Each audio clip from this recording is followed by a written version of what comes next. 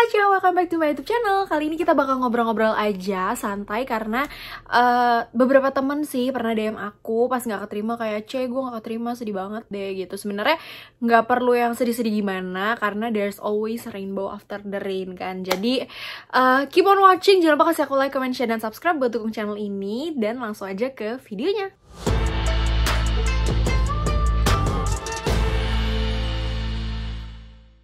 Oke guys, jadi mungkin kalau teman-teman nonton video ini berarti teman-teman lagi dalam posisi nggak keterima atau gimana. Yang pertama mau aku sampaikan adalah cheer up, harus happy karena nggak keterima cuman di satu program, satu lowongan kan, bukan berarti semuanya hancur ya. Maksudnya masih banyak banget kesempatan lain terbuka lebar, apalagi masih muda.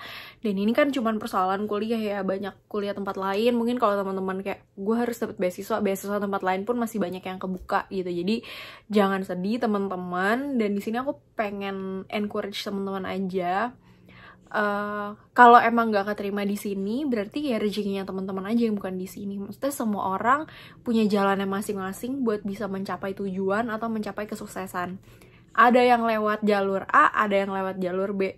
Kayak misalnya dari Indo ke Amerika, bisa transit di Jepang, bisa transit di Australia, bisa transit di mana aja kan. Jadi nggak melulu harus lewat satu program ini aja kok gitu. Masih banyak program-program lain, kampus-kampus lain, atau bahkan perusahaan-perusahaan lain yang membuka kesempatan lebar buat teman-teman.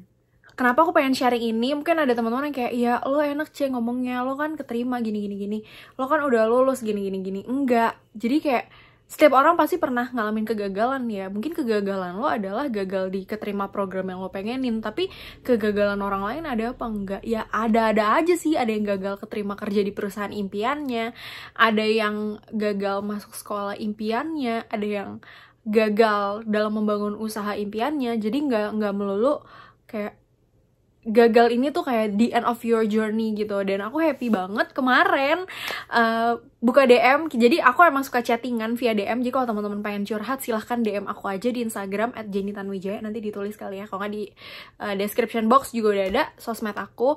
Nah disitu suka pada curhat nih kayak, Ci, gue udah masuk tahap interview 1, terus nanti lanjut lagi, Ci, gue di interview 2 nih, thank you ya, gini, kayak, Ci, gue lagi ini harus gimana, gitu. Ada yang suka curhat-curhat kayak gitu, beberapa teman-teman suka nanya, nggak apa-apa banget, dan aku sama sekali nggak ngerasa terganggu, malah aku seneng, karena teman-teman mau sharing journey-nya sama aku, teman-teman mau terbuka tentang pengalamannya gitu ya. Nah, ada beberapa yang emang kayak nggak keterima dan sedih, tapi aku seneng banget ada satu temen yang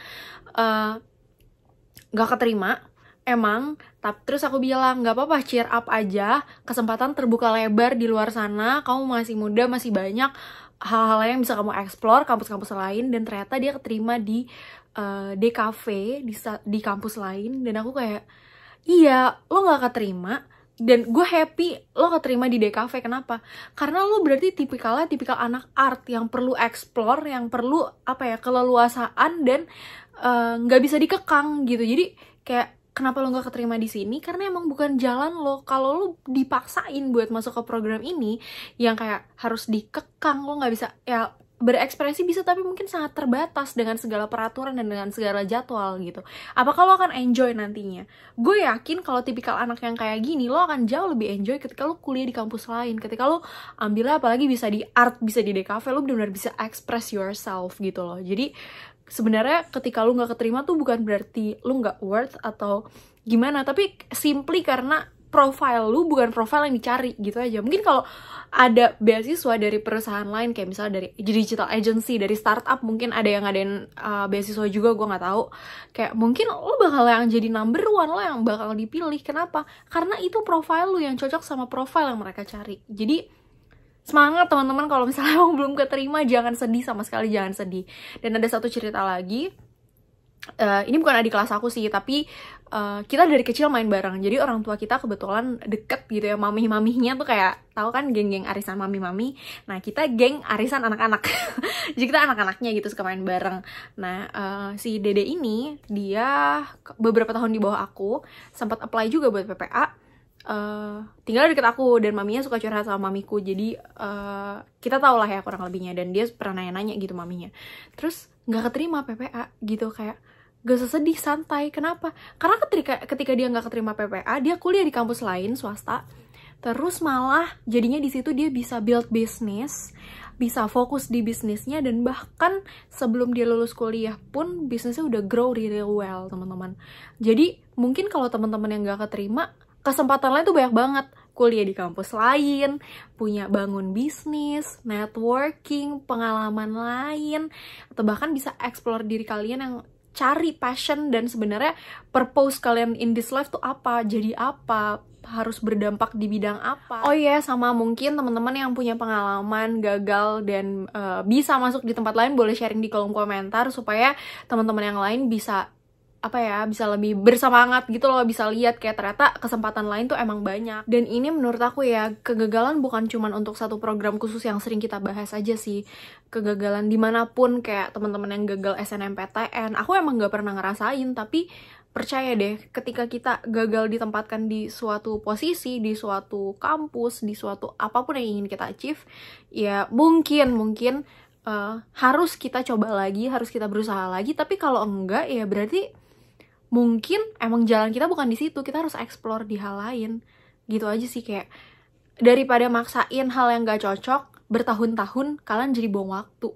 Karena gimana ya, bisa sih kalian bertahan, tapi betah apa enggak, perjuangannya, pedihnya, capeknya, eneknya, kayak kuat gak sih kalau lo dipaksain di tempat yang gak bisa nih, gak cocok gitu loh. Kayak misalnya kayak gue, jiwa-jiwa yang ingin lepas bebas, kayak dari awal berusaha kayak oke, tahan, belajar, oke, berhasil, lulus, tahan, kerja, akhirnya juga berakhir ya kita akan milih hal yang menurut kita lebih worth it, lebih kita suka, lebih kayak ngejalaninnya tanpa beban. Dan kayak gue akhirnya memilih untuk punya kegiatan di luar yang emang gue lebih cintai, kayak gue ngonten, gue belajar invest, gue build business, Maple Your Day, sama ada online shop skincare. Kayak kenapa sih gue bikin itu, kayak ya karena gue enjoy di hal itu yang bikin gue semangat, itu yang bikin kayak gue menggebu-gebu gitu loh. Jadi kayak ya kalau dibandingin, kalau dipaksain berada di zona yang harus lurus, ngikutin aturan, iya aja, kayak bisa nggak? Bisa sih, tapi berapa lama bisa bertahan? Ada yang bisa bertahan selamanya dan mengorbankan passion dan mungkin kebahagiaannya, gue juga nggak tahu. Tapi kalau gue yang nggak bisa bertahan di situ terus gitu loh. Jadi teman-teman keep exploring aja, cari hal yang emang teman-teman suka, yang emang bener-bener kayak I could die without it. Teman-teman yang pengen curhat silakan aja di kolom komentar, boleh DM gue juga boleh, nggak apa-apa. Pasti dibalas, pasti dijawab, dan pasti kita akan ngobrol-ngobrol terus. Oke deh, so segitu aja video hari ini. Share buat gue receh yang udah nonton. Jangan lupa kasih like, komen, share, dan subscribe buat dukung channel ini. Kasih aku di kolom komentar kalian pengen aku bikin video apa lagi selanjutnya. Cacin!